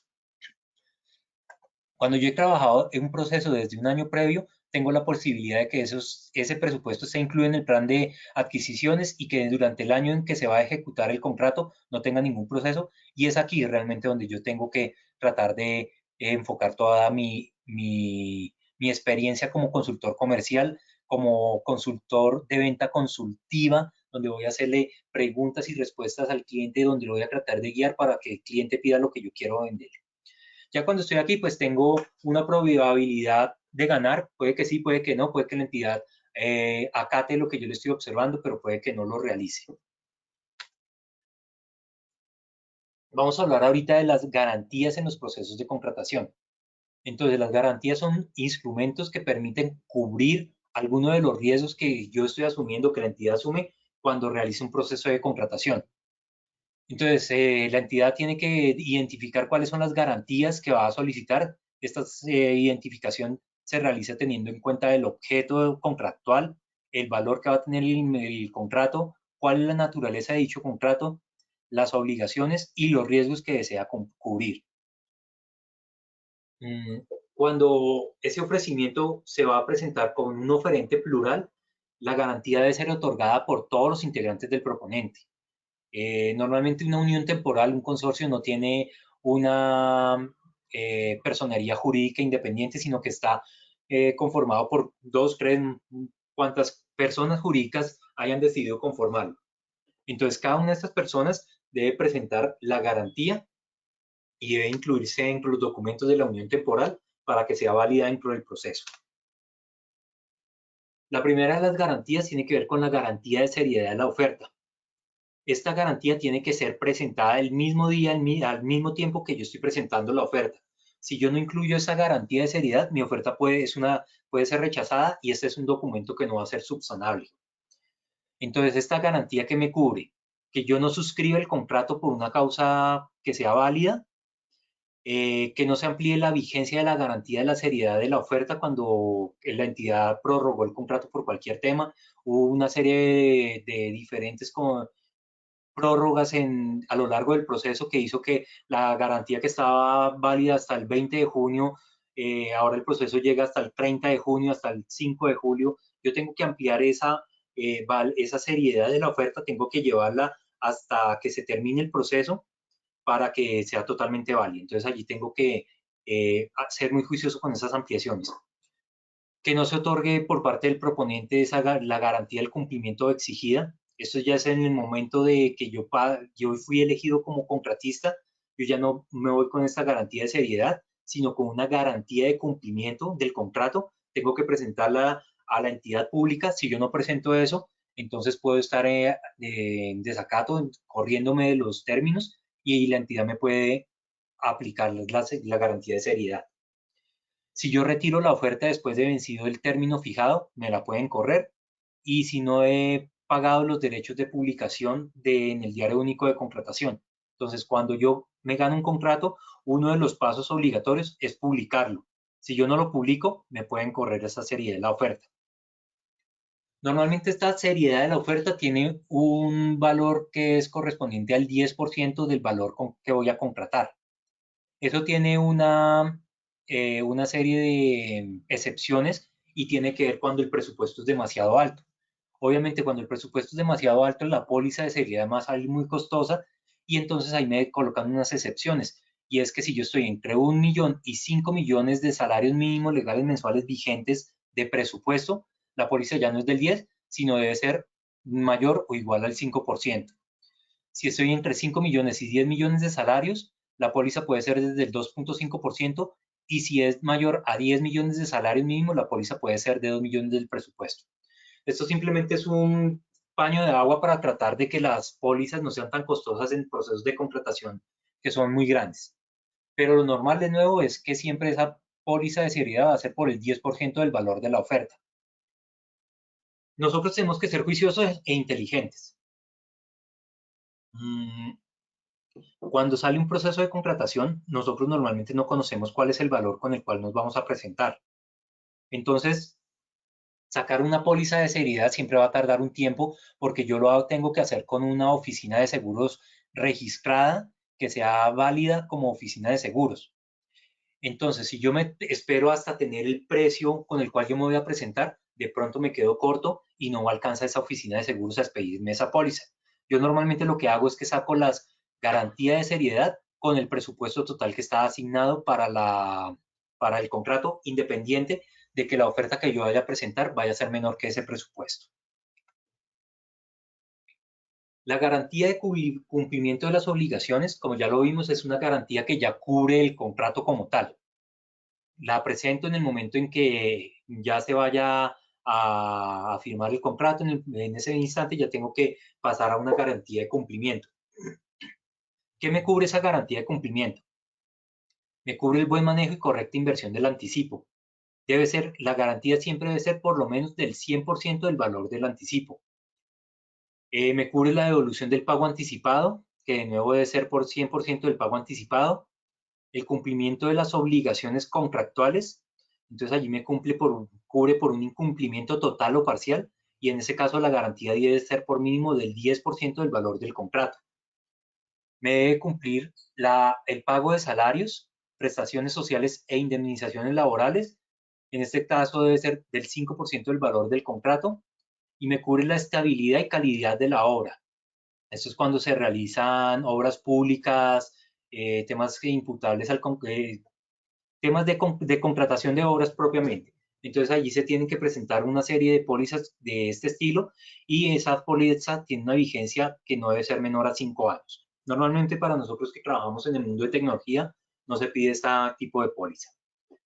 Se debe ser juicioso y verificar que la póliza tenga todos y cada uno de estos ítems. Si yo no estoy cubriendo, si el contrato tiene anticipo o valor anticipado, tiene que estar cubierto, y tiene que estar cubierto por el 100% del valor anticipado. Tengo que tener el cubrimiento de obligaciones contractuales siempre, y siempre tengo que tener cubrimiento de pago de salarios. Si alguno de estos temas no está en la póliza, todos salen normalmente en una misma póliza y aparecen como diferentes ítems. Yo tengo que revisar que estén allí incluidos, o me le pueden rechazar esa póliza. ¿Qué otros temas me piden? La calidad y correcto funcionamiento de los bienes y equipos suministrados. Aquí se determina de acuerdo al valor del contrato, a la naturaleza del objeto, la entidad es la que determina qué va a pedir como garantía de calidad y correcto funcionamiento y cuánto tiempo tiene que tener de plazo. Normalmente piden que sea durante el tiempo del contrato más X cantidad de años más, que se supone que es que durante los bienes deben mantenerse en condiciones óptimas de funcionamiento. Y aquí de calidad del servicio, pues es prácticamente lo mismo, pero aquí hablamos no de bienes, sino de servicios que yo le estoy entregando a la entidad. Y de nuevo, el valor de esta póliza se determina por el objeto, la naturaleza y obligaciones. Cuando por cualquier motivo me ejecutaron parte de la póliza por un incumplimiento imparcial, por ejemplo, entonces esa póliza ya no está cubriendo el 10% del contrato, porque ya me cubrieron o ya me dieron un dinero adicional. Yo como contratista tengo que volver a suplir, volver a pagar un adicional a la compañía de seguros, de tal manera que a la entidad se le restablezca el valor que ellos están pidiendo, que siempre se mantenga asegurado a lo largo del tiempo. Y adicionalmente, si yo aumento de cualquier manera o adiciono de cualquier manera el valor del contrato, también las pólizas deben adicionarse de la misma manera, del mismo porcentaje. Entonces yo tenía un contrato de 1.000 millones de pesos, el contrato fue adicionado hasta 1.500 millones de pesos, la póliza inicial cubría el 10% de esos 1.000 millones de pesos, yo tengo que ahora adicionar para que me cubra el 10% de 1.500 millones de pesos. Son temas que si no los realizo, entro en incumplimiento y también me pueden penalizar por no haber hecho esas adiciones en las pólizas.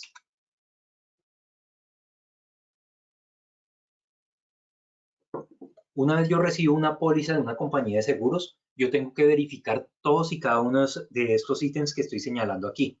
Si falta alguno, la póliza está viciada y muy seguramente la entidad me la va a devolver. Entonces siempre hacer esa revisión previa para no incurrir en problemas, en estar incluso allí en temas de que me devuelvan la póliza, de que no esté cubierto el contrato y demás. Entonces, ¿cuáles son los elementos que debe contener? La razón o denominación del asegurador. ¿Quién es el tomador? Muy seguramente aquí es la persona que está celebrando el contrato. El nombre del asegurado y beneficiario y forma de identificarlos. Entonces aquí es el nombre de la entidad, si está representado por un representante legal, normalmente allí solo es el nombre de la entidad y NIS de la entidad. La identificación de la persona con la cual se está contratando el seguro, la vigencia que va a tener ese contrato, el contrato como tal, indicando fechas con horas exactas de inicio y vencimiento del contrato, cuál es la suma que estoy asegurando, el valor de la prima o modo de calcular de esa prima, ¿Cuáles son los riesgos que el asegurador está tomando? La fecha en que se está expidiendo esa póliza y la firma del asegurador. Esto es clave porque a veces no está firmada y la póliza que no esté firmada no tiene ningún tipo de valor. Siempre me la van a exigir firmada. ¿Cuáles son las demás condiciones con las cuales se estén acordando dentro de esa póliza? La solicitud del seguro y cualquier otro tipo de anexo, condiciones, definiciones adicionales que estén incluidas en la póliza, yo debo verificarlas y debo constatar que todo esté de acuerdo a lo que pide la entidad pública. Vamos a hablar ahorita del registro único de proponentes. Este es el RUP. ¿Qué es el registro único de proponentes? Es un registro que todas las empresas que deseen contratar con el Estado tienen que realizar ante la Cámara de Comercio correspondiente. Entonces no es que si yo soy de Medellín, entonces tengo que registrar el RUP en Bogotá para poder participar en las entidades de orden nacional. No, no es así. Yo simplemente registro mi RUP ante la entidad que me corresponde. Si yo soy de Medellín, me registro con la Cámara de Medellín. Si estoy en Bogotá, me registro con la Cámara de Comercio de Bogotá. Y allí el procedimiento para registrar el RUP es el mismo ante cualquier Cámara de Comercio de orden nacional.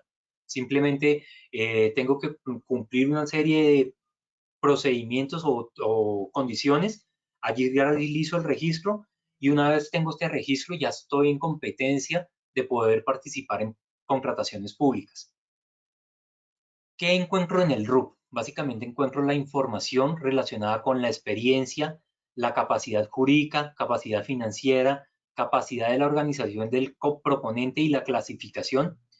Asimismo, si yo he sido objeto de algún tipo de multa, inhabilidad, sanción de cualquiera de los contratos estatales que hayan registrado, estos contratos, estos incumplimientos les son reportados a la Cámara de Comercio y la Cámara de Comercio tiene la obligación de colocarlos allí en el RUP para que las entidades tengan claro si tengo una multa o no tengo una multa. Más adelante lo veremos, pero cualquier tipo de multa, sanción, inhabilidad me inhabilita para hacer contratación pública.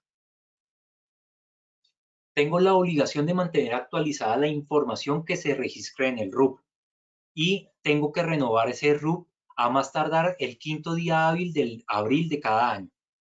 Entonces, siempre vemos dentro de nuestras empresas que hay una persona encargada, normalmente es el área jurídica o el área de compras, que es encargada de hacer esa de hacer el registro inicial y de hacer esa renovación del RUP. Entonces, todos los años a máximo abril, yo tengo que haber recolectado todas las experiencias nuevas que fueron relevantes durante ese año que acaba de cursar. Tengo que haber incluido los estados financieros adicionales del año que acaba de pasar y toda esta información se la reporto a Cámara y Comercio para que mi nuevo RUP quede en las condiciones de mostrar quién soy yo en ese momento. Si yo no renuevo el RUP, simplemente no estoy en condiciones de participación y voy a quedar excluido de los procesos. Yo renuevo el RUP una vez al año. Sin embargo, esa es la obligación. Sin embargo, yo también puedo cambiar la tema de la información que queda allí a lo largo del tiempo. Entonces, por algún motivo no tuve un certificado de experiencia o durante a lo largo del año, en el mes quinto se terminó un contrato determinado que es muy importante, que representa mucho dinero para mi organización y que es relevante para participar en un proceso que yo sé que va a salir en el segundo semestre del año. Entonces yo decido modificar las experiencias que tengo allí incluidas en el RUP. Yo puedo hacer las modificaciones que quiera a lo largo del año en el RUP. Entonces le envío a la Cámara y Comercio, mire, yo quiero que me incluya estas certificaciones adicionales. Cámara y Comercio lo hace, pero debo tener presente que cualquier modificación que yo haga solo va a quedar en firme 10 días hábiles después de la fecha en que yo le entregué a la entidad, a la Cámara y Comercio, la información que quiero que quede allí. Entonces, yo quiero participar en un proceso. Ese proceso va a iniciar dentro de 15 días. La experiencia que yo tengo en el RUP no me alcanza. Tengo una experiencia que ya terminé y que puedo incluir en el RUP para poder participar en el proceso. Le mando el tema a Cámara y Comercio. Cámara y Comercio lo sube y resulta que son 10 días hábiles para que yo pueda pedirle a Cámara y Comercio un nuevo RUP y que allí se vea reflejada la experiencia. La licitación a la cual yo me quería participar cerró en el término antes de que se cumplieran los 10 días hábiles. Significa que mi RUP nunca estuvo actualizado a tiempo y que quedé por fuera de ese proceso de licitación por no haber hecho las cosas a tiempo. Entonces, por eso es tan importante que yo registre la información y que tenga presente esos 10 días hábiles que se cursan para que quede reflejada de nuevo en el RUP. Cuando yo no requiero tener un RUP, cuando se hace contratación directa, que es entre entidades estatales, cuando son contratos de prestación de servicios de salud. En los contratos de mínima cuantía normalmente no me piden un RUP, sin embargo, la entidad puede solicitar un RUP para verificar, por ejemplo, temas de experiencia o temas de indicadores financieros. Sin embargo, no es una obligación y la entidad puede decir allí, no, es que no voy a pedir un RUP, sino, por ejemplo, voy a pedir que usted me envíe sus estados financieros del año pasado y que me cargue 3, 5 certificados de experiencia que estén relacionados. La entidad en mínima cuantía tiene las dos alternativas para hacerlo. Cuando se trata de contratos de enajenación de bienes del Estado, cuando son contratos que incluyen productos de origen o destinación agropecuaria, para contratos que tienen objeto las actividades comerciales o industriales propias de entidades del Estado, entonces para no competirse entre ellas, pues simplemente no se pide el RUP. Y cuando son contratos de concesión, cualquier otro tipo de contrato, que es básicamente todos en los que participamos, uno debe tener un RUP.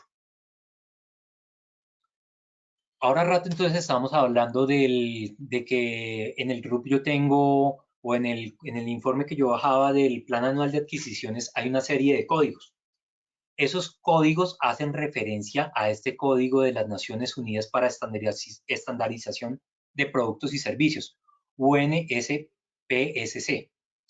Entonces, yo en el RUP tengo que registrar los productos que soy capaz de prestar, los servicios que soy capaz de prestar, y esos productos y servicios se tienen que registrar con un código determinado. Ese código está dado por un segmento, una familia, una clase y finalmente el producto. Yo certifico normalmente hasta la clase. Entonces, en este ejemplo, difusión de tecnologías y la información es el código del segmento, que es 43. La familia es software y la clase es software específico de la industria. Dentro de este software específico hay una serie de productos, hay muchos productos.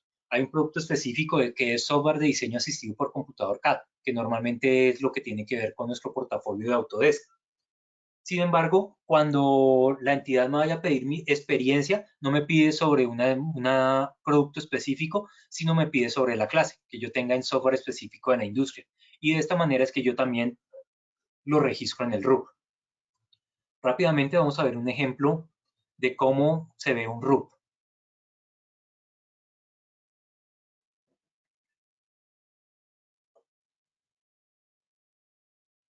Entonces, un RUP siempre es un documento digital.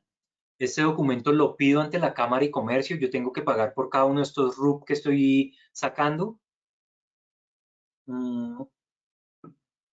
Normalmente en los procesos de licitación, las entidades me piden que yo presente un RUP con máximo, bueno, prácticamente todos los documentos que tengo que presentar son con máximo 30 días antes a que al cierre de la licitación.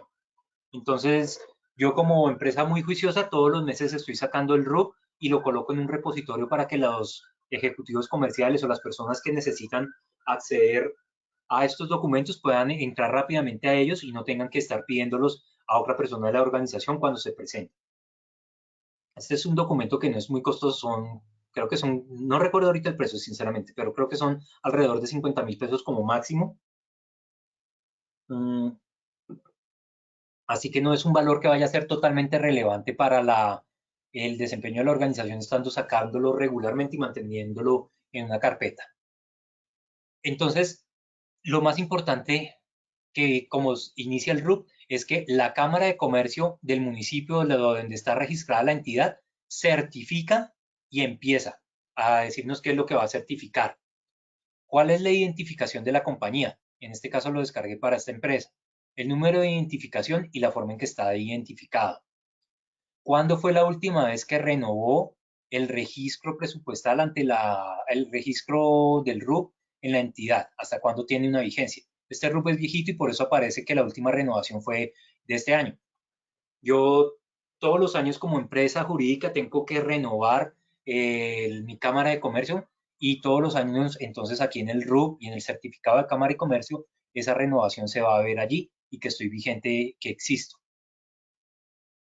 ¿Qué más me indica? ¿Cuál es la información de constitución? La forma en que fue constituida, se constituyó con el número XYZ, el tal año en notaría pública, como sea que se haya constituido la sociedad civil.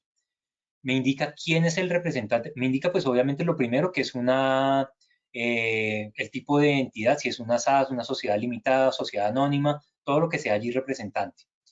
Me indica a su vez cómo está representada legalmente esa entidad, quiénes son los representantes legales y las atribuciones y limitaciones que puedan tener los representantes legales.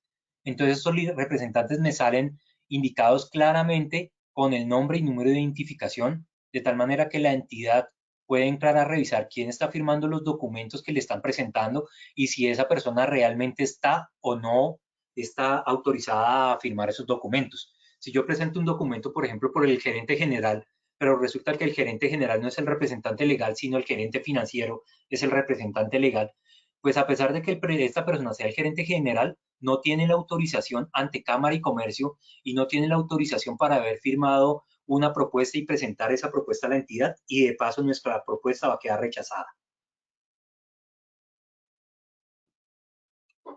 También por el tipo de limitación que yo pueda tener para los representantes legales, ¿cuáles son esas limitaciones? Por ejemplo, que el representante legal solo puede contratar hasta 10.000 millones de pesos.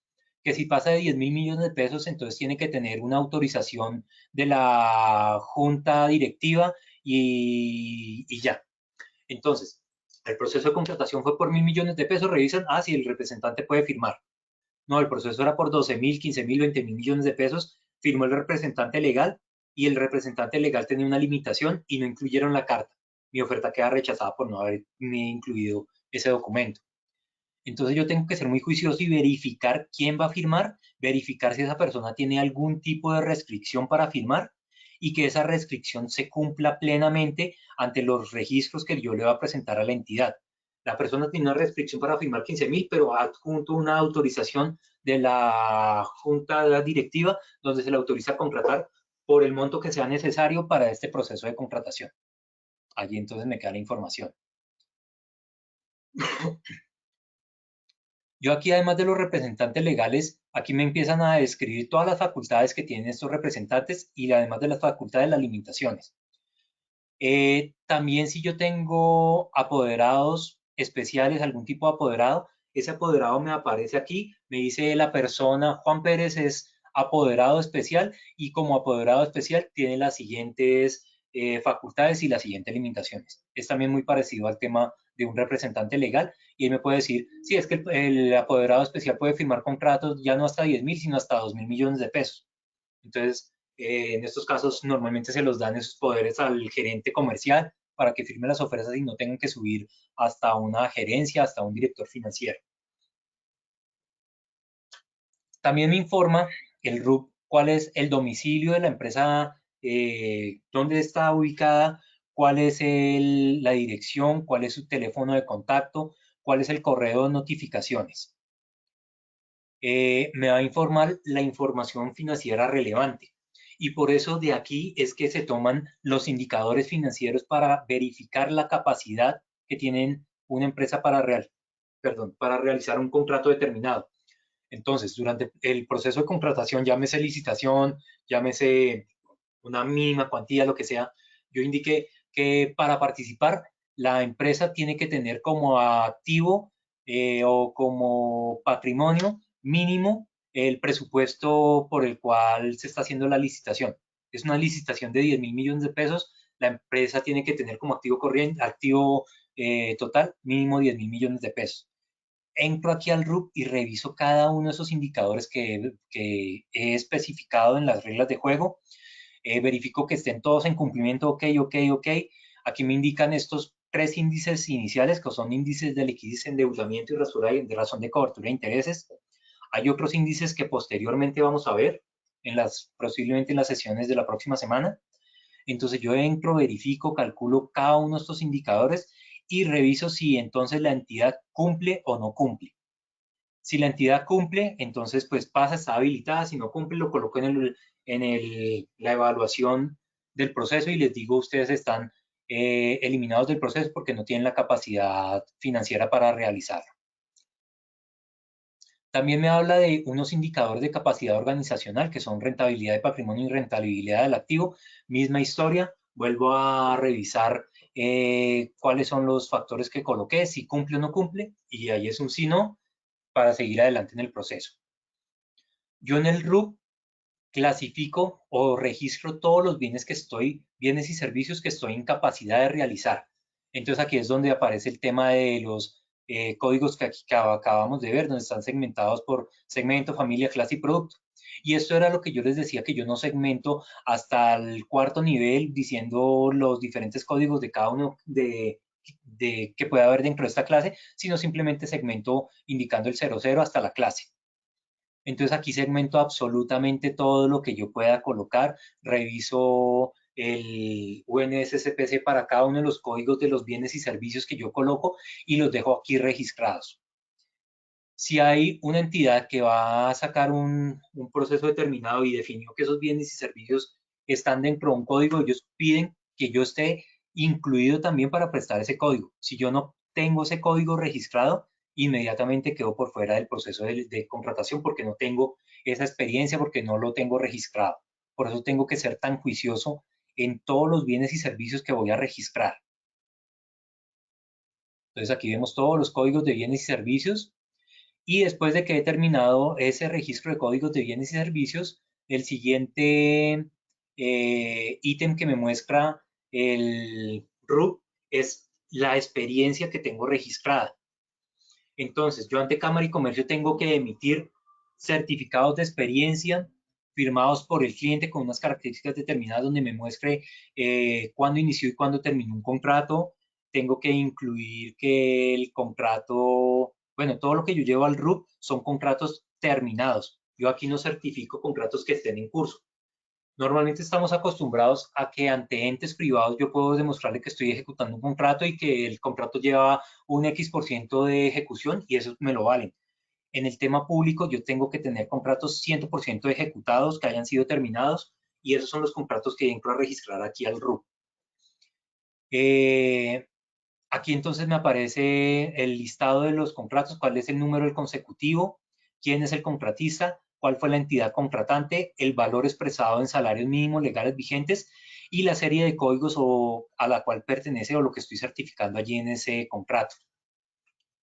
Vemos que hay contratos que pueden certificar solo con un código, vemos que hay contratos que pueden certificarse con muchos códigos diferentes. Por ejemplo, este es un contrato más grande por 9.483 salarios mínimos legales mensuales vigentes, donde tengo una serie de familias, donde puedo colocar absolutamente todas las familias. Yo lo que tengo que dejar allí claramente registrado es qué códigos me están certificando.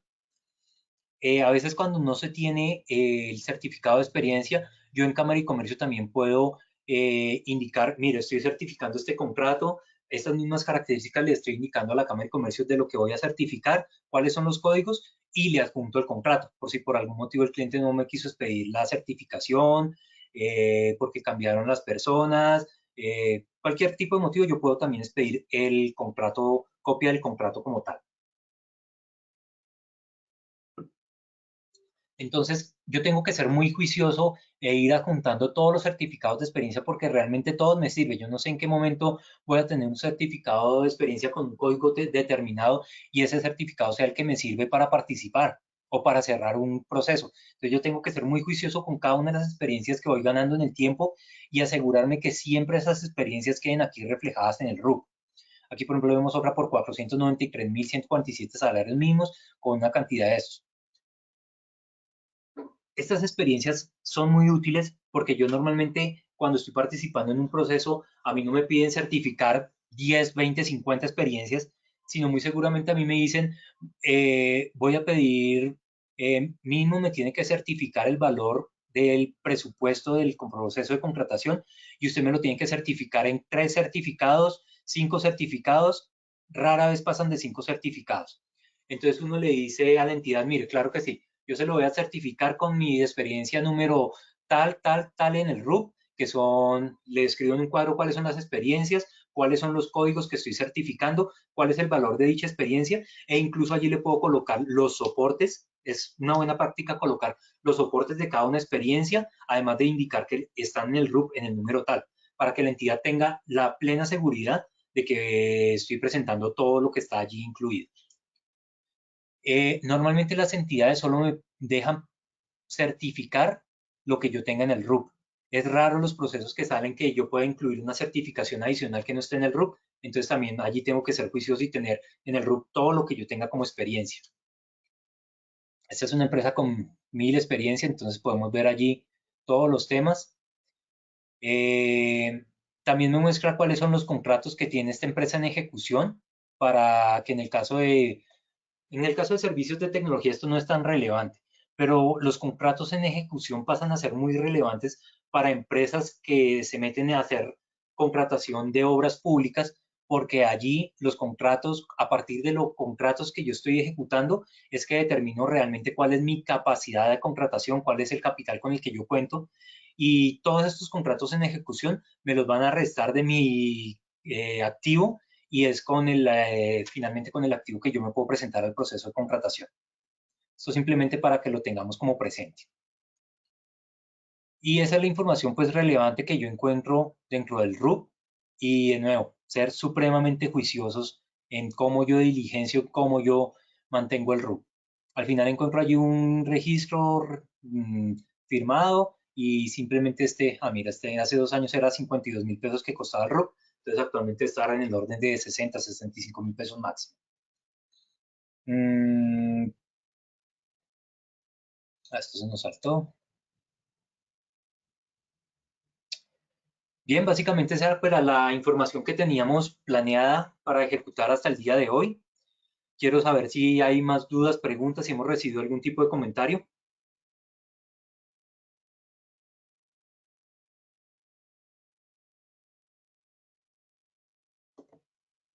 No, Javier, por el momento no tenemos preguntas. Perfecto, muchas gracias. Yo invito a todos los escuchas de hoy, a todas las personas que nos están acompañando, a ser muy críticas, a hacer preguntas, a no dejar como temas que en duda. Las sesiones que vamos a tener individuales son como para hacer cosas que no queremos que los demás escuchen, pero muy seguramente si surgen preguntas, y entre más dinámico, entre más bidireccional sea la comunicación, mejor y más resultados vamos a estar obteniendo de parte de todos. Muchas gracias por la atención que tuvieron conmigo el día de hoy, por estar aquí presentes, por estar muy pendientes de la capacitación. Nos vemos el próximo lunes. Espero que tengan un fin de semana muy bueno para todos ustedes y que hayan muchos negocios en todas las compañías. Nos vemos y hasta pronto. Gracias, Javier. Una pregunta nos acaba de llegar. ¿Dónde se ve en el RUP si está en firme? Me sale una observación que dice RUP no está en firme, y cuando han pasado muy poquitos días, lo que pasa es que yo entro a descargar el RUP, yo lo compro, lo descargo y no se ve reflejada la información que yo quiero que aparezca allí. Entonces yo mandé a actualizar 10 experiencias que me sirven para los próximos meses en unos procesos. Yo necesito urgente meterme a un proceso y empiezo a descargar. La descargo y no aparece reflejada. Entonces yo ya sé que son 10 días hábiles. Después de 10 días yo entro a descargar la información y ahí ya aparece reflejada, y esa es la información que yo necesitaba para participar. Entonces de esa manera es que yo realmente veo si está o no hábil. Que quede en firme significa básicamente que se vea reflejada y la entidad pues va a ver lo que aparezca en el RUP. La entidad no le importa si aparece o no, que si está o no en firme. Para la entidad un RUP es simplemente estado todo en firme y me aparece allí la experiencia que tengo. Si la que yo necesitaba no alcanzó a estar, me quedé por fuera y ya no puedo cambiar el RUP. Listo, súper, gracias. Y nos preguntan también si es posible una asesoría personalizada contigo. Yo lo estoy validando.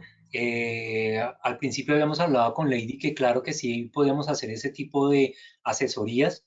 Sin embargo, recientemente yo inicié a trabajar en una compañía que pide un tema de exclusividad con la compañía. Entonces lo que podemos es validar cuál es el tipo de asesoría que pueden llegar a necesitar, determinar si yo lo puedo realizar, si yo no lo puedo realizar. Conozco personas que tienen las mismas capacidades que podrían estar aquí también dictando esta misma charla y que pueden estar en capacidad de realizar esa última asesoría. Obviamente yo estaría en conjunto con esta persona, aparece esa persona pues diligenciando los documentos por lo que yo no lo puedo realizar, pero podemos entrar a mirarlo. Básicamente depende del tipo de asesoría que quieran llegar y para eso pues en las sesiones individuales podemos hablar de hacia dónde quisieran mirar, qué cosas pueden llegar. Hay muchos tipos de diferentes asesorías. Por ejemplo, hay muchas empresas que contratan a una persona para que les ayude a realizar el RUP, porque el RUP tiene una serie de pasos que son complejos, que pueden ser difíciles de hacer la primera vez que los hacemos y entonces contratan a una persona tercera para que les ayude con el RUP. Otros que quieren entrar a mirar más cómo puedo entrar a competir en una licitación determinada o que en un proceso determinado que es importante me acompañe para hacer validación de documentos de que lo que yo esté haciendo esté bien. Entonces, de acuerdo a cada uno de esos tipos de asesorías, podemos entrar a mirarlo y detallar cada uno de los casos. Listo. Muchísimas gracias, Javier. La información que nos has brindado en cada sesión ha sido muy valiosa. Y pues nada, muchas gracias a todos los asistentes por el espacio. No tenemos ya más preguntas. Entonces, feliz día. Muchas gracias. Perfecto. De nuevo, muchas gracias a todos y que tengan un muy buen día. Hasta pronto.